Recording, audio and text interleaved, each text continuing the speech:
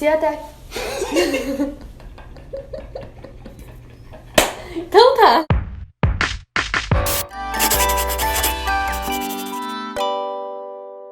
Oi gente, espero que esteja tudo bem com vocês. Tu tá assistindo ao 9º vídeo do Anota Que É Mil e hoje a gente vai falar sobre como planejar a tua redação e por que isso é tão importante. Se tu vai fazer uma receita, tu precisa primeiro separar os ingredientes e saber quando que cada um entra pra só depois colocar a mão na massa, né? Caso contrário, você pode acabar colocando orégano no bolo de chocolate ou colocando fermento tarde demais. E aí o resultado vai ser um bolo com gosto estranho ou solado. Aqui é a mesma coisa. Planejar o teu texto é muito importante para que no final tudo faça sentido, esteja em harmonia, além de te dar mais fluidez, rapidez e segurança na hora de escrever. Porque tu já tem todos os ingredientes separados, ao invés de ficar parando toda hora para procurar no armário. Isso não só era uma preferência pessoal minha e do João, como começou a ser cobrado em 2018, apareceu na cartilha de redação que eles lançam todo ano. O nome que foi dado para isso é projeto de texto, mas não se preocupa que é mais simples do que parece. Fazer um projeto de texto nada mais é do que planejar tua redação antes de escrever. Um corretor consegue perceber implicitamente se tu fez ou não isso, porque uma redação que foi planejada antes tende a ser mais articulada, clara e coerente, atendendo a competência 3. E mais do que isso, eles são estratégicos. O autor não só escolhe os argumentos certos, mas a ordem certa para apresentar.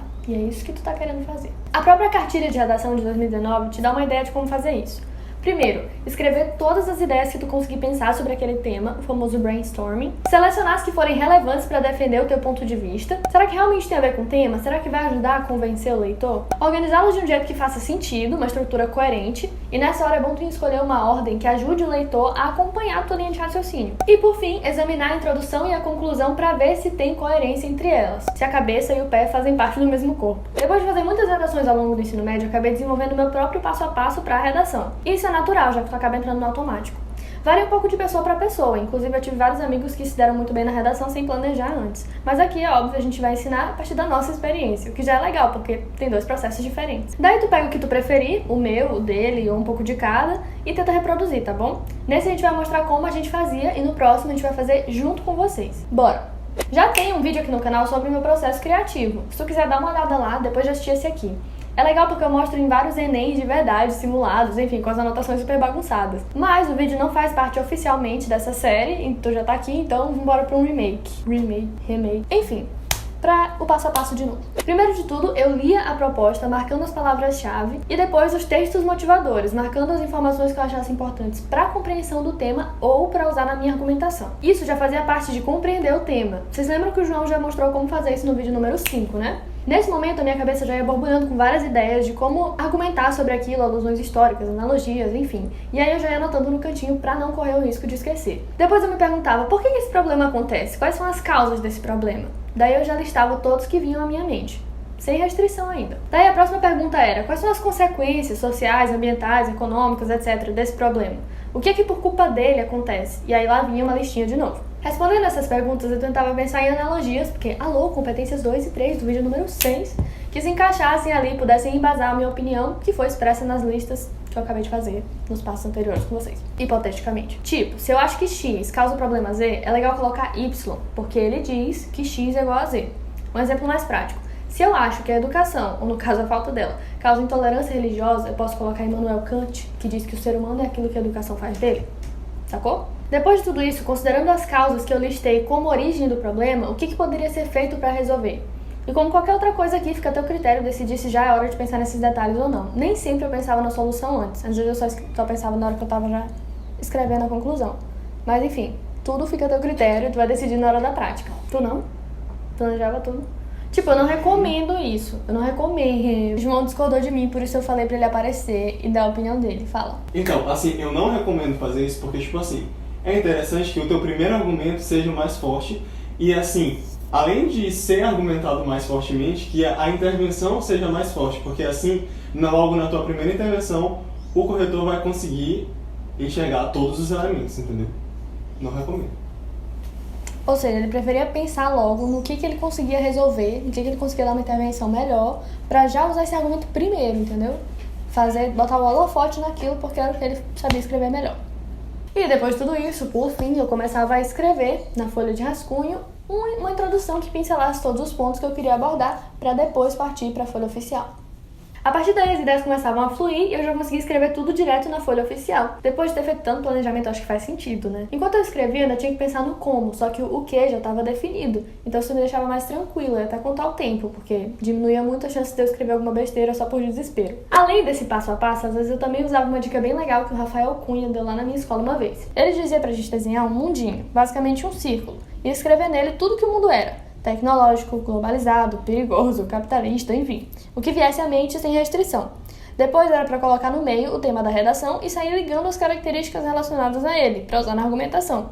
Pode parecer bobo de início, mas não custa tentar e me ajudou várias vezes. E de maneira bem resumida, esse era o meu passo a passo. Agora vocês vão ver como era o do João. Meu processo de planejamento já não era tão esquematizado assim, pelo menos em primeiro momento. Me atacou! Bem, galera, o meu processo criativo de planejamento não era tão esquematizado assim, ele era mais aleatório. Era mais na ordem que as coisas vinham na minha cabeça. Nesse sentido, a folha de rascunho era a parte mais bagunçada e mais cheia da minha prova. Mas tudo bem pra mim porque eu consegui entender, e é isso que importa. No caso, pra você, individualmente, pessoalmente. Então, assim, primeiro de tudo, eu corria o olho no tema da redação. E a partir disso eu focava nas palavras-chave. Grifava elas e também pensava em sinônimos. Isso era importante justamente porque eu tinha a intenção de retomar o tema o máximo possível. Não só para mostrar para o corretor que eu estava dentro do limite temático, mas também para me limitar. Para eu não correr o risco de tangenciar também. Eu já ia colocando minha mente para trabalhar justamente para eu pensar como eu vou organizar meus argumentos, que citações eu já tenho na minha cabeça que podem entrar dentro dessa argumentação, dentro dessa linha de pensamento, entenderam? Isso era válido para mim quando o próprio tema era autoexplicativo. Isso não era possível, por exemplo, na temática de 2018, em que a gente tinha muitas palavras sobre manipulação do comportamento do usuário e não dava para entender só pelo tema. Em temas como esse, eu apenas grifava, pensava em sinônimos, mas não necessariamente já pensava como eu ia argumentar, já que eu não tinha entendido o tema em si. A partir daí, eu fazia a leitura dos textos motivadores. Para mim, essa é uma das partes mais importantes do projeto de texto, porque é justamente na proposta dos textos que a gente encontra possíveis linhas de problematização e o que se espera que seja discutido dentro do texto. Além de que, se o tema não for autoexplicativo em seu enunciado, é através da leitura dos textos motivadores que você vai poder depreender uma interpretação do que é esperado na escrita. Então, a partir daí, eu ia grifando tudo aquilo que eu achava interessante dentro dos textos motivadores.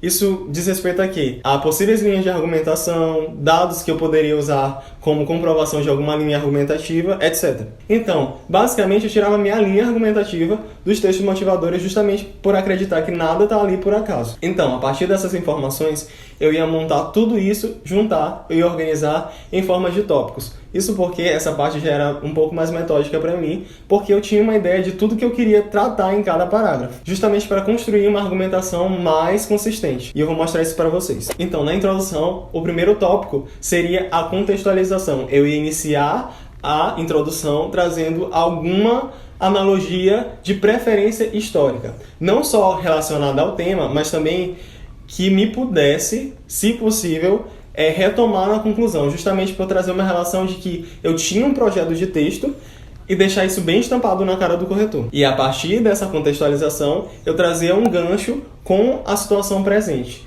No caso, eu utilizava um elemento coesivo, geralmente passado vários séculos ou algo do tipo, e trazia para a apresentação do tema em si no presente. E a partir disso, eu já ia entrando para uma linha um pouco mais crítica, justamente para introduzir o terceiro ponto da introdução, que é a tese. A minha tese era objetiva justamente porque eu gostava de deixar bem claro qual linha eu ia seguir. Ou seja, deixar bem claro que no primeiro parágrafo eu ia falar de tal coisa e no segundo eu ia falar de tal coisa.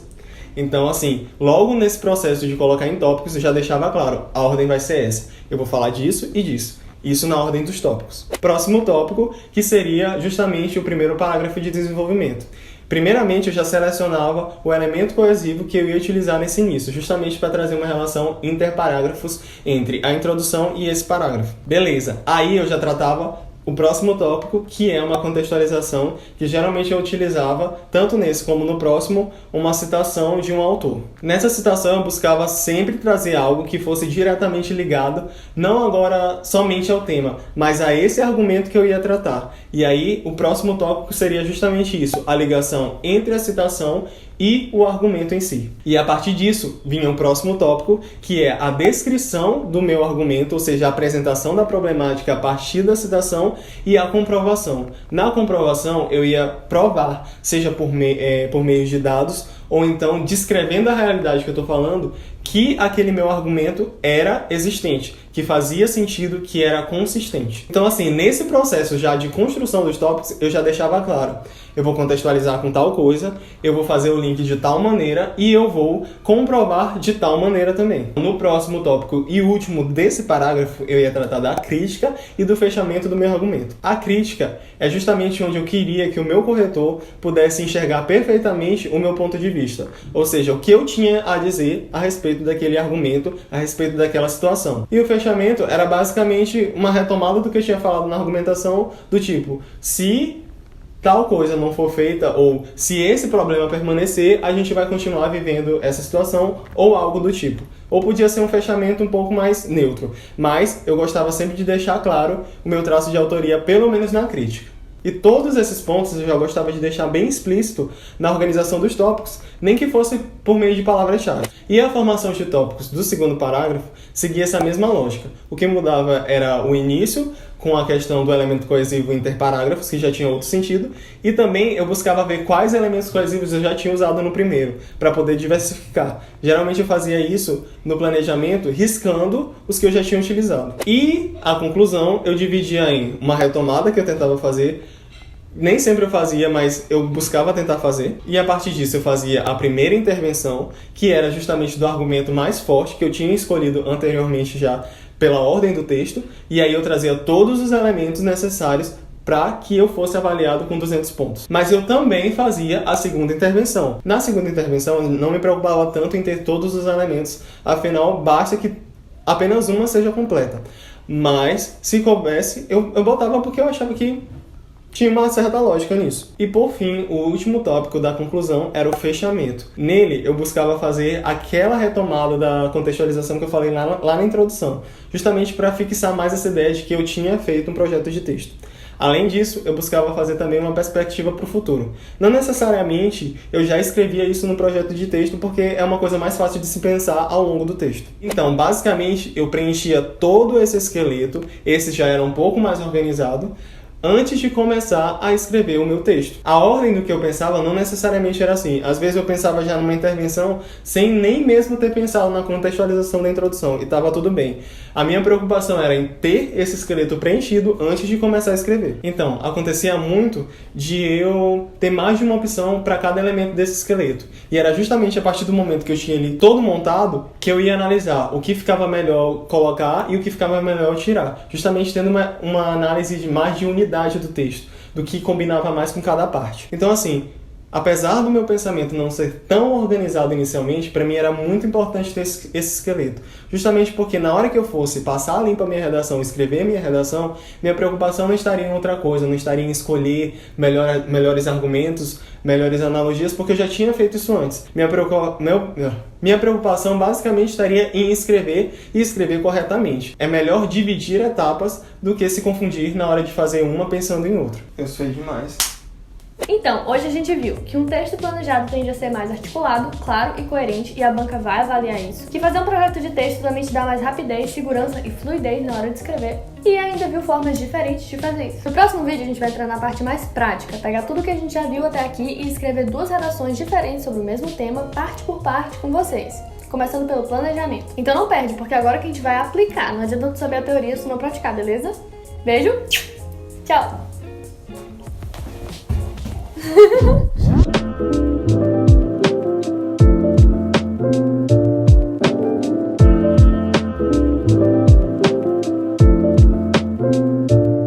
Fica a postos aí pra aparecer. Isso, mais pra lá. Te agradeço. Né?